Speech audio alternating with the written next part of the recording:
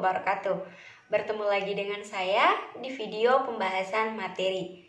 Nah, video kali ini saya akan membahas materi mengenai kelistrikan dan kemagnetan. Untuk memahami materinya lebih lanjut, silahkan teman-teman simak pembahasan berikut. Materi pertama yaitu ada kelistrikan. Awal mula terjadinya listrik. Setiap benda terdiri dari bagian yang sangat kecil yang disebut molekul. Apabila molekul ini dibagi lagi menjadi lebih kecil, maka bagian itu disebut atom. Pada atom ada yang disebut proton yang bermuatan positif atau tidak bergerak. Proton ini dikelilingi oleh satu atau beberapa benda yang sangat kecil, dan benda ini disebut dengan elektron. Berikutnya yaitu elektron. Apa yang dimaksud dengan elektron? Elektron bebas, cenderung dan mudah sekali untuk berpindah ke atom lain yang berada di sekitarnya, di mana selanjutnya elektron ini turut berputar mengelilingi proton dari atom yang bersangkutan. Akibat dari perpindahan elektron bebas itu dan teratur, maka timbul aliran listrik atau muatan listrik. Selanjutnya ada arus listrik. Arus merupakan perubahan muatan terhadap waktu atau banyaknya muatan yang melintasi suatu luas penampang dalam satu satuan waktu. Arus secara matematis dapat dituliskan yaitu I sama dengan Q per T. Dengan keterangan teman-teman bisa lihat pada layar, I kuat arus listrik dengan satuan ampere, Q muatan listrik satuan coulomb, T waktu satuan detik atau second. Rapat arus. Rapat arus ialah besarnya arus listrik tiap-tiap milimeter pangkat 2 luas penampang kawat. Secara matematis, rapat arus dapat dituliskan S sama dengan I per A. S adalah rapat arus dengan satuan ampere per milimeter pangkat 2, I kuat arus satuan ampere, A luas penampang kawat satuan milimeter pangkat 2. Jenis arus listrik terbagi dua, yaitu arus listrik searah atau direct current atau DC, dan arus listrik bolak-balik alternatif current atau AC.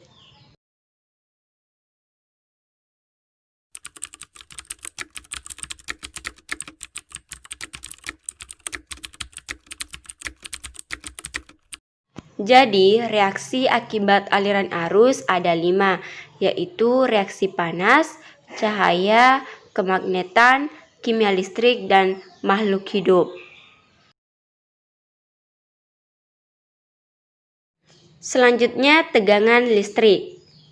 Tegangan listrik adalah kerja yang dilakukan untuk menggerakkan satu muatan sebesar 1 coulomb pada elemen atau komponen dari satu terminal atau kutub lainnya, atau pada kedua terminal atau kutub akan mempunyai beda potensial jika kita menggerakkan atau memindahkan muatan sebesar 1 coulomb dari satu terminal ke terminal lainnya.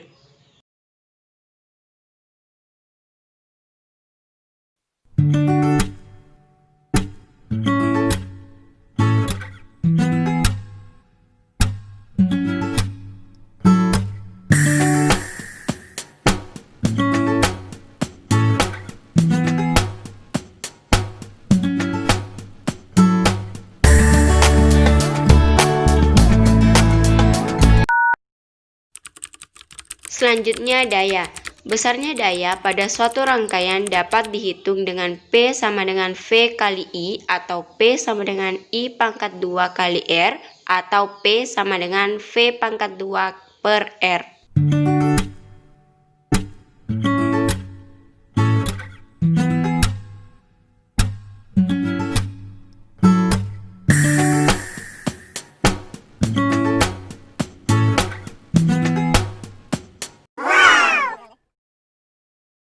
Materi kedua yaitu kemagnetan. Kemagnetan berarti sifat tarikan magnet kepada benda. Berikut 3 jenis benda bersifat kemagnetan. Pertama yaitu ferromagnetik, yaitu benda yang ditarik kuat oleh magnet. Dan paramagnetik, benda yang ditarik lemah oleh magnet. Dan yang terakhir diamagnetik, sama sekali tidak ditarik oleh magnet. Teman-teman bisa perhatikan contoh dari ferromagnetik, paramagnetik, dan diamagnetik.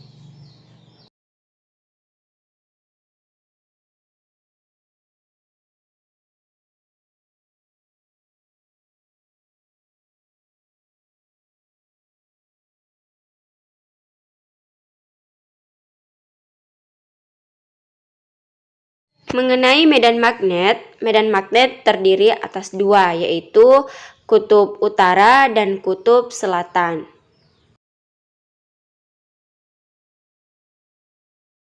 Untuk menentukan arah magnet bisa digunakan dengan kaidah tangan kanan atau biasa disebut dengan gaya Lorentz. Cara membuat magnet. Pertama, ada konduksi, yaitu menyentuhkan suatu magnet kepada benda yang akan dijadikan magnet.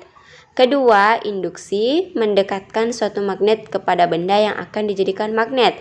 Ketiga, menggosok, yaitu menggosokkan suatu benda dengan magnet bisa membuat benda tersebut memiliki sifat magnet. Keempat, yaitu elektromagnet. Sebuah besi dililitkan dengan kawat dan dialir listrik, maka besi tersebut bisa memiliki sifat magnet.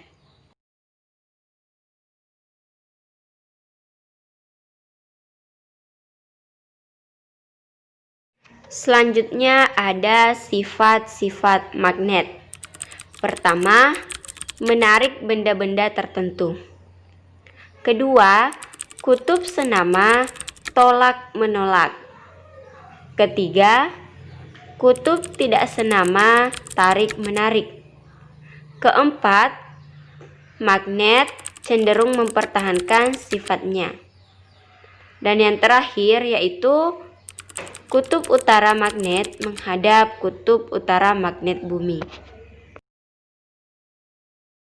Nah, setelah sifat-sifat magnet, tentu ada yang namanya jenis-jenis magnet, yaitu ada magnet alam dan magnet buatan.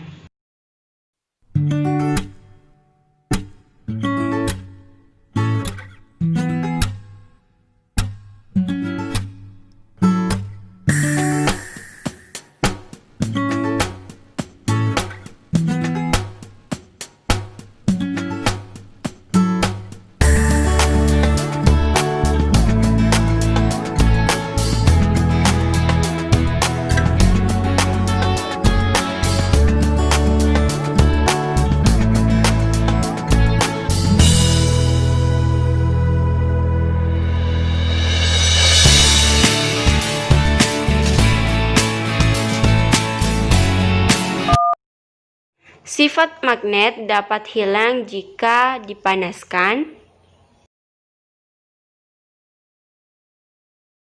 dipukul, dibanting, dialiri, dan didekatkan dengan arus listrik bolak-balik. Tentu ada yang namanya keuntungan dalam menggunakan elektromagnetik. Pertama yaitu kemagnetan dapat diperkuat dengan memperbanyak lilitan.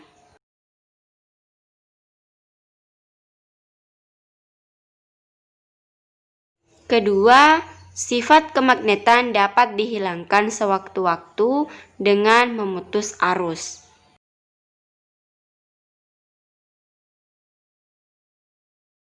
Terakhir, kutub dapat diubah dengan cara mengubah arah arus.